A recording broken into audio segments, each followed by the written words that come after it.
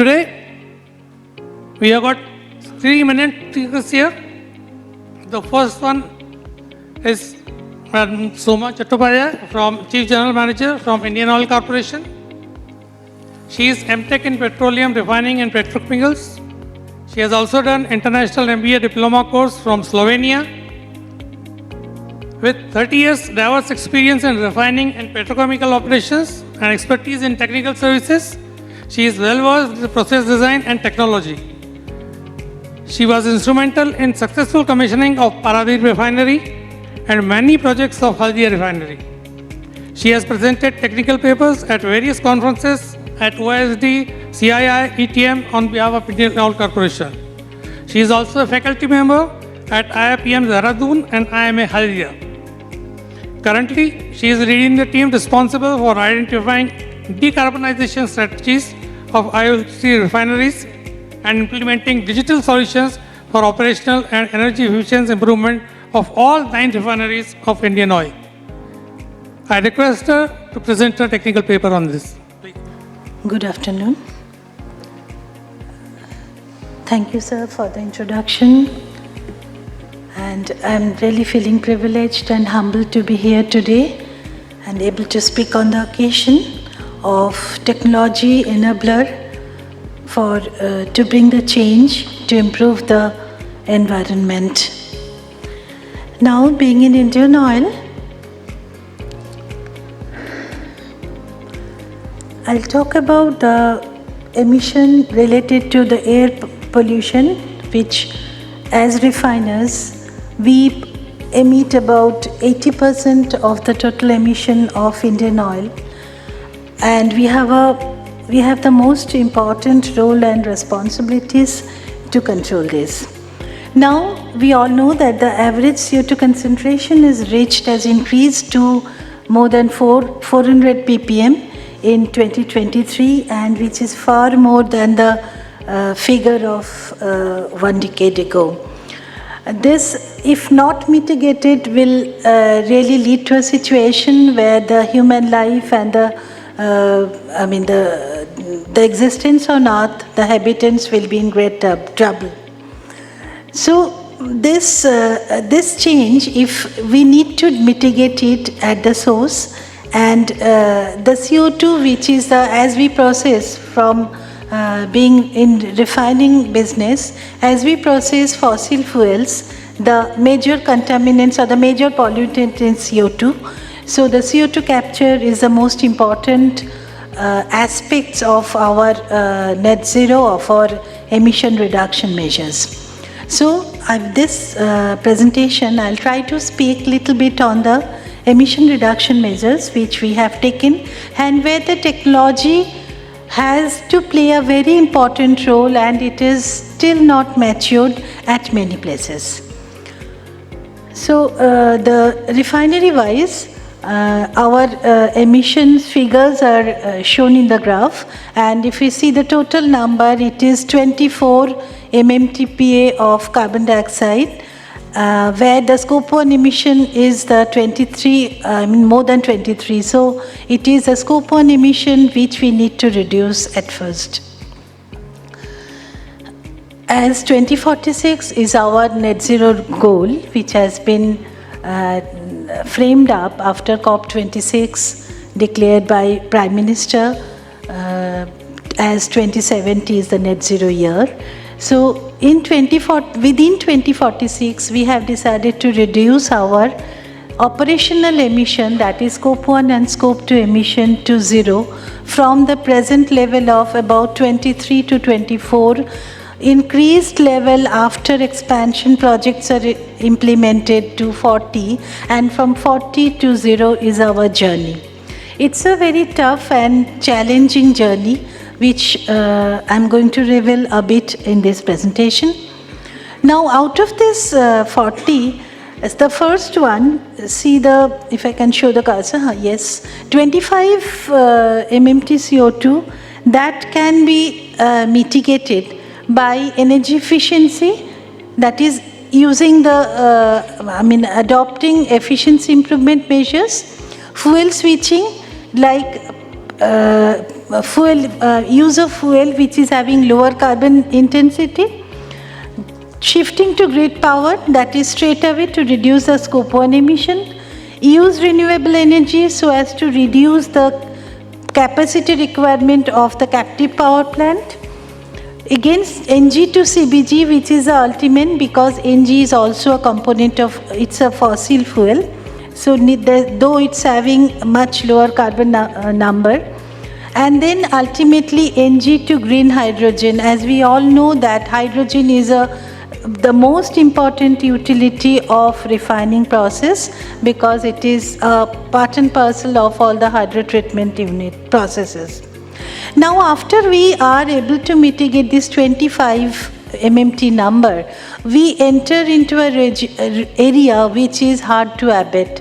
Why it's hard to abate? Because through the processing of crude oil, we generate some fuel, which is fuel gas, and some liquid also, that needs to be processed, because that doesn't have any other way. Of course, liquid naphtha can be used as petrochemical feed, but the gas, fuel gas, doesn't have any other way. So that is a part which is hard to abate, and those fuel gas amount has to be burnt in our process heaters and boilers. So the CO2 emission out of that stack, those stacks rather, has to be made green through a complicated process.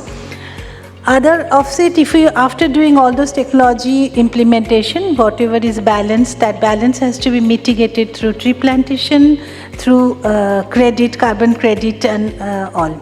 So that's our plan as of presently, and we are working with this plan. What are the key pillars? The key pillars are, first is energy efficiency. That means to arrange our own home and arrange the home in such a way that we operate at the most efficiency level. And that efficiency improvement can also come from technology change also wherever is possible. Of course, it is followed by behavioral change, because unless and until each and every employee of every company rather doesn't feel the need, the urge from their in, that is not possible to implement. The electrification, why electrification? Because the majority of our fuel is coming from our crude. As Sir has said, Idio, before this session, that this fuel, we buy crude, and out of that crude, 7 to 8% of that is used as fuel. So the moment we lower it, equivalent amount is translated or transformed into a product. Not only that, it reduces if we reduce the fuel, it reduces the CO2 emission. So the electrification is very much required.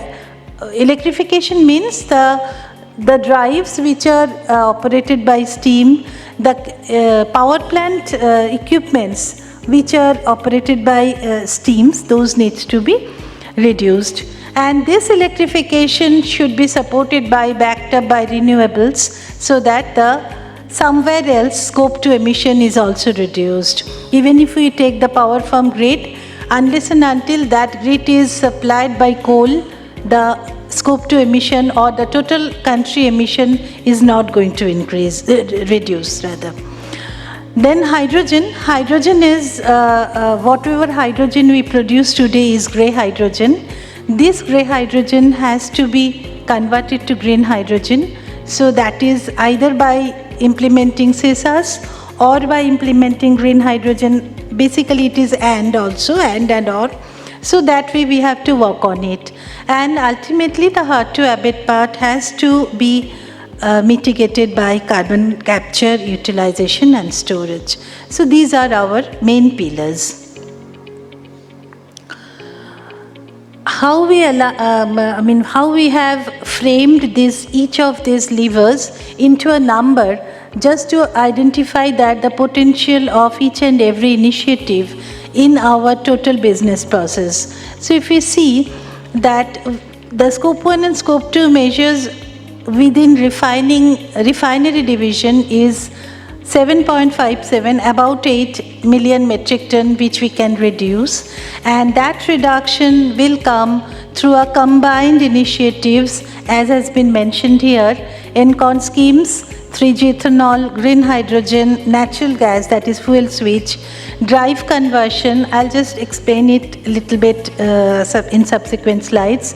Boiler efficiency improvement, furnace efficiency improvement, and grid power. Now, if we talk about efficiency improvement, it fundamentally actually translates to set the design right at the first place. As we operate our furnaces, many of them are quite old. So over the years, we have lost partially the mechanical integrity or the efficiency out of that design features by a bit. So in some cases it is substantial as well. So whenever we think about efficiency, the first part would be to set the business as usual process more efficient.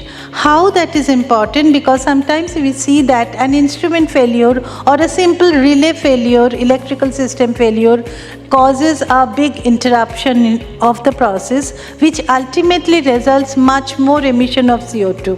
So these are the steps which we follow, like efficiency improvement through effective maintenance, apart from the equipment health maintenance during the process. During turnaround, we have, I think you all know that we have turnaround once in 4 years. So between two turnarounds, the plant has to operate uninterruptedly without any stoppage.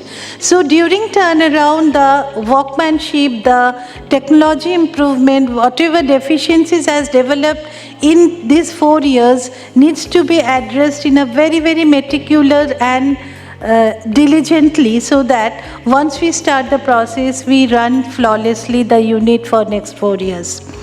These AIML based digital solutions are very, very important, not only for the operational excellence but also for turnaround management as well. APH, advanced APH design, why this has been put separately? Just wanted to share some number that in refineries, we have 9 refineries operating.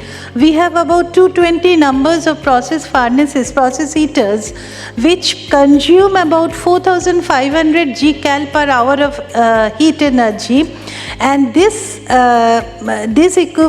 piece of equipment is designed for an efficiency of, say, 88 to 90%. And out of this 90% efficiency, about 5 to 8% efficiency is dependent upon the air preheater design. So what happens here, the ambient air is from, say, 30 or 40 degrees centigrade, it gets heated up to 240, 250 degree by the hot flue gas heat, by exchanging the heat with hot flue gas. Now, if this APH design is not proper, then the furnace efficiency gets reduced. So that's a very important area. Advanced process control, which helps in improving the yield, improving the optimize the process. And again, the OxyReach, which is a very not a very old concept, but it is a concept which will help us to increase our operational efficiency of the furnace operation. Thinking about the utility usage, we have the refining process is very, very demanding as far as the utility numbers are concerned, means the steams, various level of steams, air, nitrogen, water, all these are very much required for refinery to run. So if you see the captive power plant, if you concentrate on that, there are two kinds of equipment. One is GT and another is STGs. Now STG technology being very old, older than GT probably, so many of the refineries are still having STGs in operation, which actually are, if they are condensing type of STGs, they are very much energy eaters, so that needs to be handled by converting them either to a back pressure or to a motor driven, instead of steam turbine driven, motor driven equipment. So that's one basically energy consumer. Another one is cooling tower. Any refinery, if we go, we see that many towers are operating and the white smokes are coming out from the that all those towers, sails of cooling tower. Like flare, this is another characteristic of a refinery by which we can understand that this is refinery operation going on. There, if we see, in IOCL there is 45 cooling towers and total cooling tower is 110 in PSUs, and 40% of total fresh water required for the refining operation is required for the cooling tower makeup. So that's another way where if we reduce that cooling tower makeup, fresh water, we can reduce fresh water makeup, and that helps in reducing the pollution and net zero as well. If you see the water load, this water load, the same thing, the water load also needs to be reduced. And condensing turbines, other condensing turbines which are not thermal power station machines needs to be, right, sure. How much time I have still? Okay, now, okay, thank you. So, and the equipments, other equipments, we need to convert them to more efficient equipment from steam to electrical drives. The technologies which we need to adopt in our journey of net zero are the waste heat recovery, are the electrically operated process heaters which are presently fuel operated, flameless flare, the steam reboilers to electrical heaters, and improved design of APH like polymer APH. Everywhere the technology is a challenge today. So we need proper technology, rugged technology, robust technology, established technology to come up. And slowly we are seeing some people are coming, some companies are working on it. So this will be a game changer if we get good amount of stakeholders who will provide us, will supply the proper technology, efficient technology. Green hydrogen. Indian Oil has planned presently for 10 KTPA green hydrogen, which is under implementation. Apart from that, Indian Oil has also planned total 350 KTPA of green hydrogen, where the CBG route is 123 and the green hydrogen through electrolysis route is balanced 217.